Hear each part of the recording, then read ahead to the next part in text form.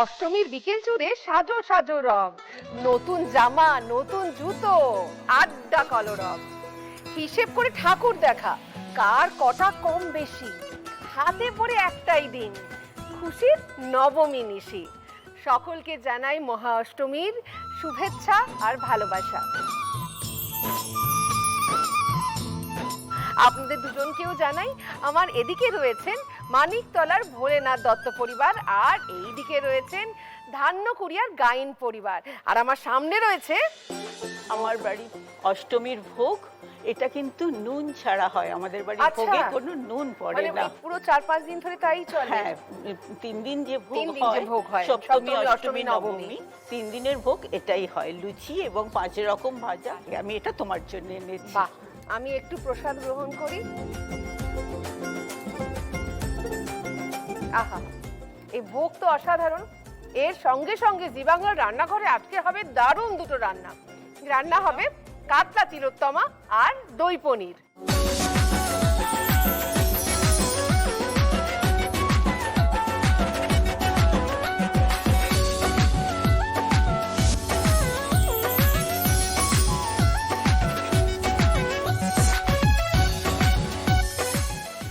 নমস্কার, আপনারা দেখছেন সানরাইজ কো-প্রেজেন্ট জি বাংলার রান্নাঘর।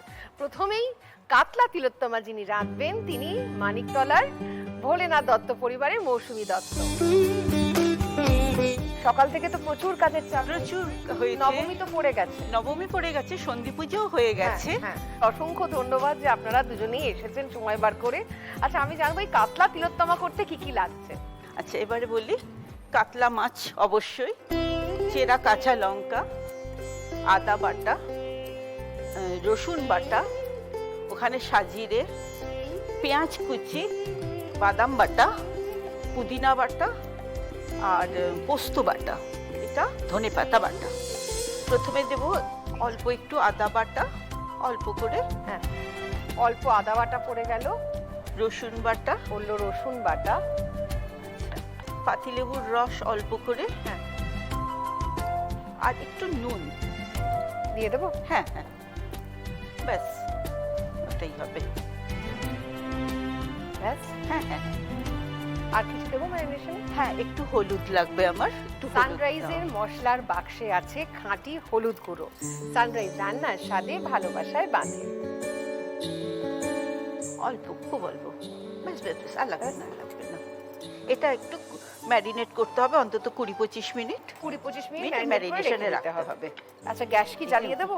হ্যাঁ, কিন্তু সময় নেই তো এখন। হ্যাঁ, আমরা এখন এখনই আমরা করে কষিয়ে নেব। কি দেবো? আচ্ছা, সাদা তেল। সাদা তেল।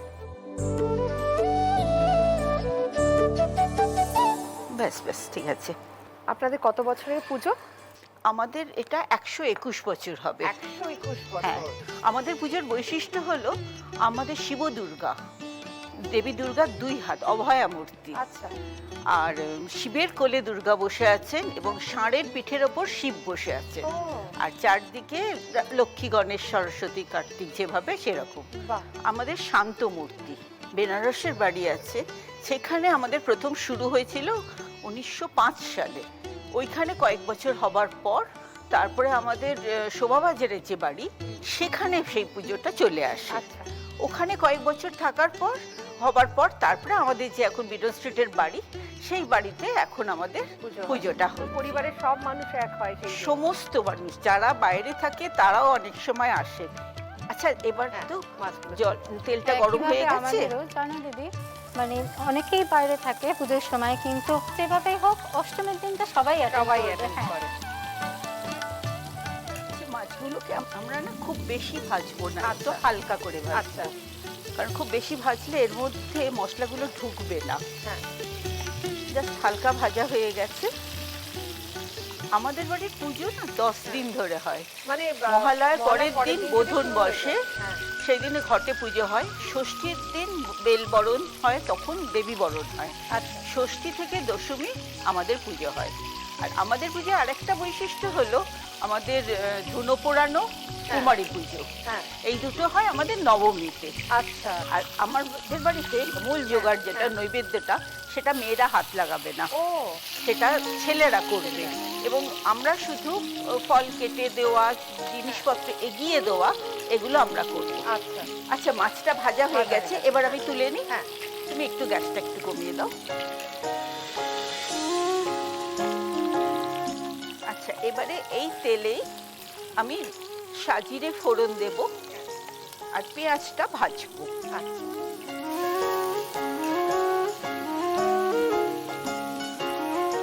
আচ্ছা, এর সঙ্গে আমি সাজিরেটা দিয়ে দেবো।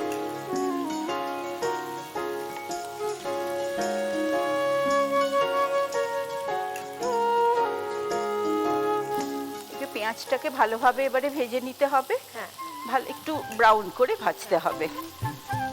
আমাদের বাড়িতে ধুনো পোড়ানো যেটা হয়, সেখানে আমরা বাড়ির মহিলারা বসি। আর আমাদের ধুনো পোড়ানোতে আমরা কোনো সেলাই করা কোনো জিনিস আমরা পরি না, যেটা নিয়ম ছিল, যেটা নিয়ম।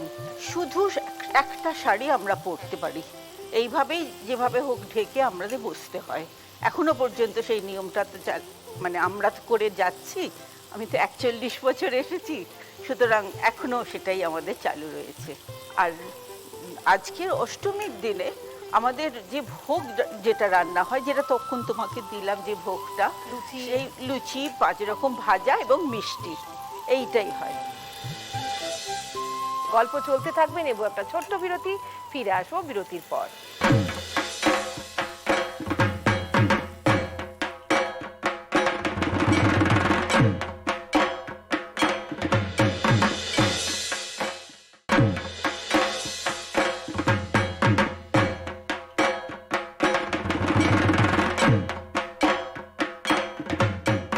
আপনারা দেখছেন সানরাইজ কো প্রেজেন্সি বাংলার রান্নাঘর। এখন রান্না হচ্ছে কাতলা তিলোত্তমা, রাঁধছে মৌসুমী দত্ত। মৌসুমী দি, এরপর কি দেবে? পেঁয়াজটা তো ভাজা হয়ে গেছে। হ্যাঁ, পেঁয়াজটা ভাজা হয়ে গেছে। আমি কাঁচা লঙ্কা কয়েকটা দেব, যে যেমন ঝাল খায় সেই অনুযায়ী। আমি 6টা কাঁচা লঙ্কাই দিলাম। তুমি ভালোই ঝাল খাও, যে পরিমাণ লঙ্কা দিলে। আচ্ছা, এর সঙ্গে আমার ভালো ঝাল খাওয়ার অভ্যেস আছে। হ্যাঁ, এর সঙ্গে একটু রসুন বাটাতে দিলাম আর আদা বাটা। আদা বাটা। এটা দিয়ে একটু কষতে হবে। আচ্ছা, ভোগ কারা রাঁধে? তোমরাই রাঁধো? হ্যাঁ, আমরাই করি। এর আগে আমাদের একজন ছিলেন, বাউন ঠাকুমা বলতাম আমরা, তিনি করতেন। তারপরে তো তিনি বয়স হয়ে গেছে, আর নেই। তারপরে আমাদের শাশুড়িরা করতেন। আচ্ছা। এখন তো শাশুড়িরা কেউ নেই, আমরাই শাশুড়ি, হ্যাঁ।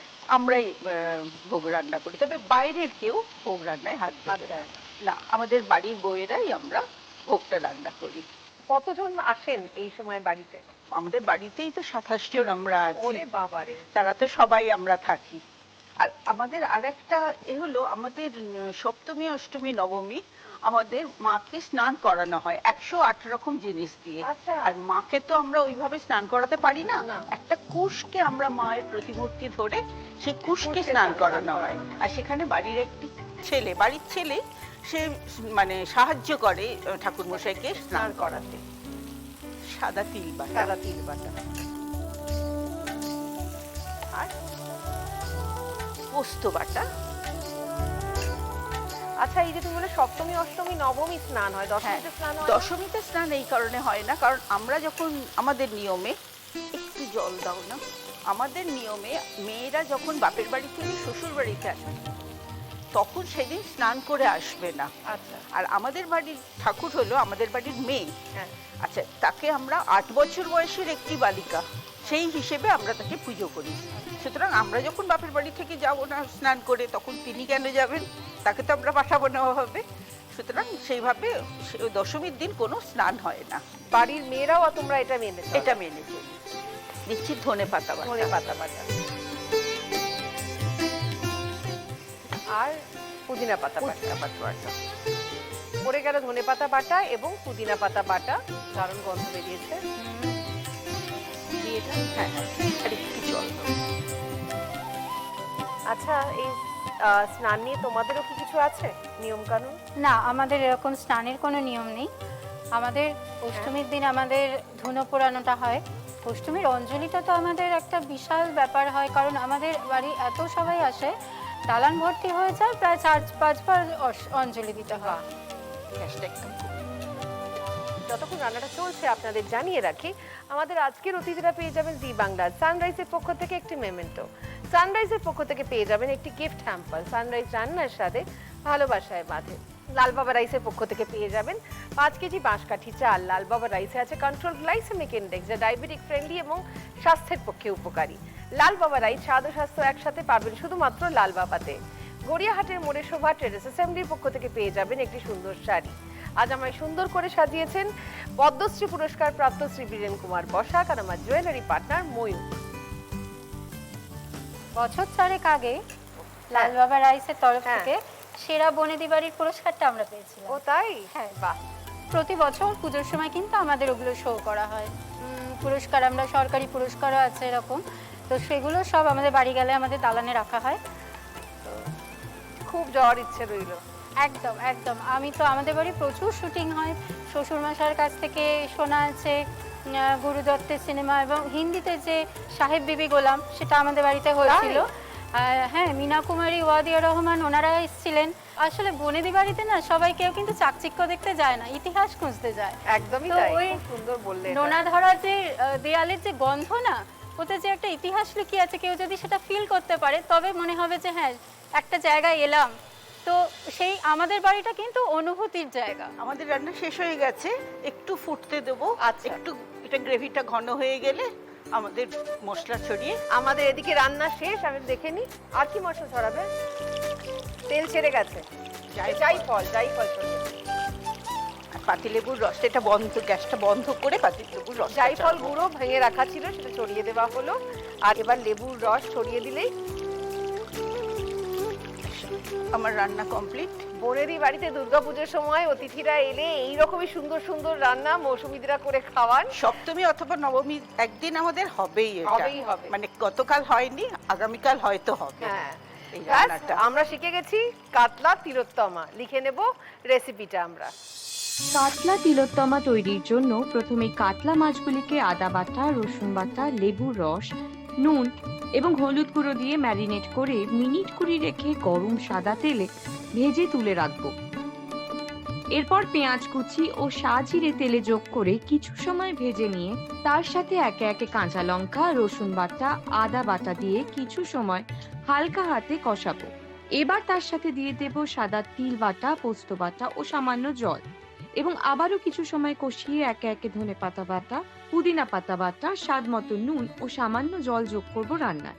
এরপর ঢাকা অবস্থায় কিছু সময় রেখে তেল ছাড়া শুরু করলে ঢাকা সরিয়ে ভেজে রাখা কাতলা মাছ রান্নায় যোগ করে নিয়ে আবারও কিছু সময় ঢেকে রাখবো।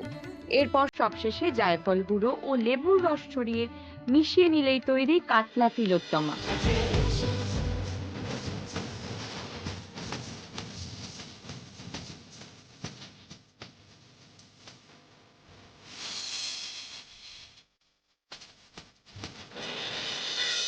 বনেদি বাড়ির এত সুন্দর সুন্দর রান্না এবার কিন্তু আমরাও রাঁধতে পারবো, সব শিখে নিচ্ছি। অবশ্যই। বিরতি নেবো, কিন্তু বিরতির পরে ধান্যকুড়িয়া গাইন পরিবারের রান্না দই পনির শিখবো। দেখা হচ্ছে বিরতির পর।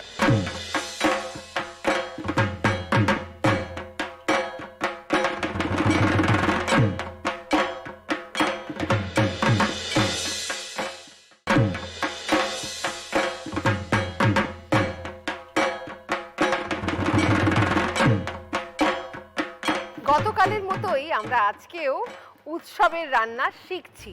এই যে তিনি দাঁড়িয়ে আছেন, তিনি চলে এসেছেন ধান্যকুড়িয়ার গাইন পরিবার থেকে। আমাদের সঙ্গে রয়েছেন শাশ্বতী গাইন। তুমি তো রাঁধবে দই পনির, তাই তো? আমি আজকে দই পনির রেঁধে এখানে প্রেজেন্ট করব। আচ্ছা, দই পনির বানাতে কি কি লাগছে শাশ্বতী? দই পনির বানাতে আমার এখানে পনির কাটা আছে, হ্যাঁ।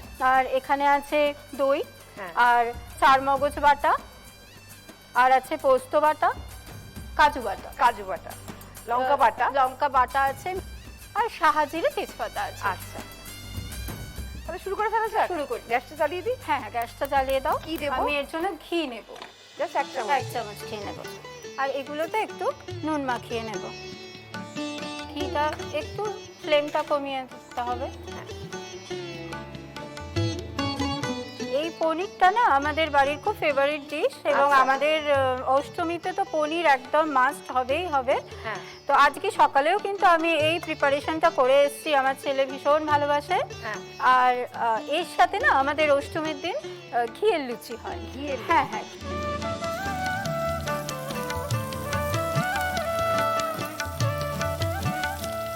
তার মানে দারুণ মজার সময়। ভীষণ আনন্দ হয়।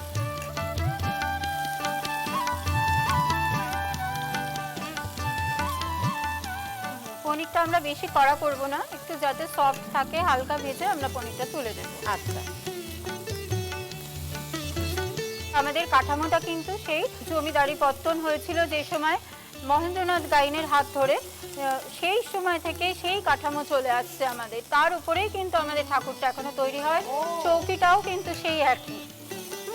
তো অষ্টমী সকালে নিয়ম মাফিক যে পুজোগুলো হয়, অঞ্জলি এগুলো হয়ে যাওয়ার পরে যেবারে সন্ধি পুজোর যেরকম নিয়ম টাইম পড়ে সেরকমভাবে সন্ধি পুজো তো হয়ে থাকে। সন্ধি পুজোর অনেক নিয়ম আছে, কিন্তু এর মধ্যে অষ্টমীতে আমাদের ধুনো পোড়ানোটা হয়। হ্যাঁ। তো ধুনো পোড়ানোটা নিয়মটাও আমি এবারে করেই তারপরে আসছি।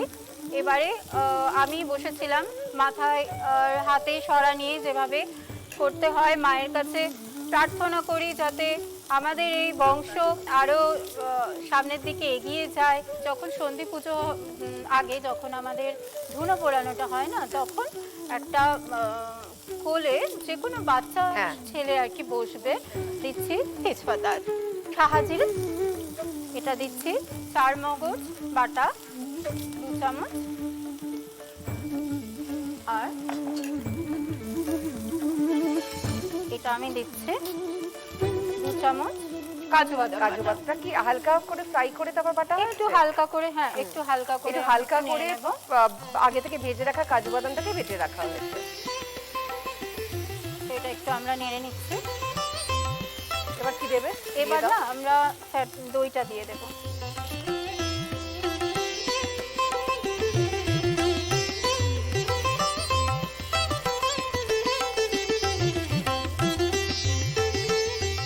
দইটা নাড়িয়ে যাচ্ছি যাতে ফেটে না যায় না। দশমীতেও অনেক রিচুয়ালস আছে। আমাদের সিঁদুর খেলা খুবই সুন্দরভাবে হয়। আমরা সবাই হাত পৌড়ে শাড়ি পরি এবং মাকে দেওয়ার পরে নিজেদের মধ্যে সিঁদুর খেলাটা হয়। আর আমাদের কিন্তু কাহারদের কাঁধে চেপে মা এখনো বিসর্জনে যান। আচ্ছা হ্যাঁ, আর একইভাবে যেমন যে পালমশাইরা এতদিন ধরে পুজো করে এ করে আসছিলেন, পুজোর জন্য ঠাকুর বানিয়ে আসছিলেন, তারাই করে যাচ্ছেন। এবার কি পড়বে? কাঁচা লঙ্কাটা দিচ্ছি আমি গন্ধের 1/2 জন্য। চামচ। হ্যাঁ, যদি কেউ ঝাল পছন্দ করে তো একটু তাহলে আর একটু বেশি বেশি দিতেও দেওয়া পারে। যেতে পারে। আর আর একটু মৌরি বাটা দেব।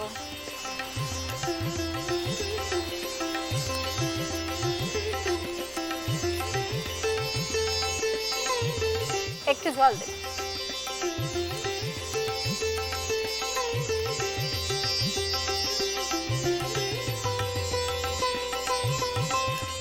ঢেকে রাখি একটু, তাই তেলটা ছেড়ে যাবে।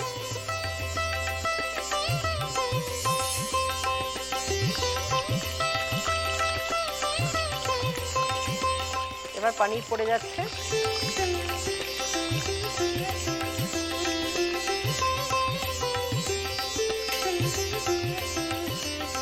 একটু নুন দেব। এটা দিই। একটু মিষ্টি পড়বে। আমরা তো গুড় ব্যবহার করি। গুড় ব্যবহার করি। আমাদের বাড়ি একটু মিষ্টি মিষ্টি রান্নাই পছন্দ করে। হ্যাঁ। তো আমাদের একটু মিষ্টির পরিমাণটা বেশিই থাকে। প্রায় হয়েই এসছে। এতে কি আর কিছু পড়বে? এতে একটু জায়ফল গুঁড়ো দেব। আমাদের বাড়ি কিন্তু সৌমিত্র চট্টোপাধ্যায় এসেছিলেন এবং উনি নাকি ছিলেনও। আচ্ছা। এবং স্বামী যখন খুব ছোট তখন ওনার কাছে কাছে গিয়েই বসে টসে থাকতেন, গল্প শুনেছি। এবং ওনার সই করা খাতা খুব সযত্নে অনেক বছর তুলে রাখা, এখন আমার কাছে আছে, আমার ছেলে তুলে রেখেছে সেটা। হয়েই এসছে। আমাদের রান্না শেষ। আমরা লিখে নেব রেসিপি দই পনিরের। দই পনির তৈরির জন্য প্রথমে পনিরগুলি নুন দিয়ে মাখিয়ে নিয়ে গরম ঘিতে ভেজে তুলে রাখতে হবে। এরপর ঘিতে ফোড়ন দেব তেজপাতা ও সাজিরে এবং তার সাথে দিয়ে দেব 4 মগজ বাটা ও কাজু বাদাম বাটা এবং কিছু সময় হালকা হাতে নাড়াচাড়া করে তাতে যোগ করব টক দই। এরপর একে একে কাঁচা লঙ্কা বাটা, মৌরি বাটা ও পরিমাণ মতো জল রান্নায় দিয়ে কিছু সময় ঢাকা অবস্থায় রেখে গ্রেভি ফুটে উঠলে ভেজে রাখা পনির ও গুড় গ্রেভিতে দিয়ে আরো কিছু সময় ফুটিয়ে নেব। এরপর সবশেষে ওপর থেকে জায়ফল গুঁড়ো ছড়িয়ে নিলেই তৈরি দই পনির।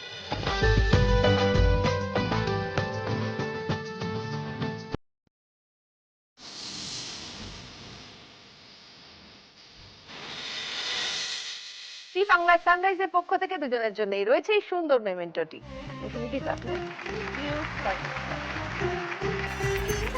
সানরাইজের পক্ষ থেকে রয়েছে একটি গিফট হ্যাম্পার দুজনের জন্য।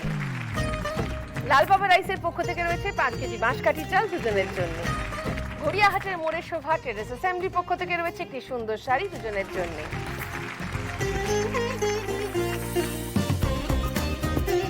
কালকে মহানবমী, ফিরে আসবো আবার দুই বোনেদের বাড়িকে সঙ্গে নিয়ে, শিখবো রান্না আর গল্প শুনবো। দেখা হচ্ছে কালকে ঠিক বিকেল 4টের সময় শুধুমাত্র জি বাংলারই রান্নাঘরে।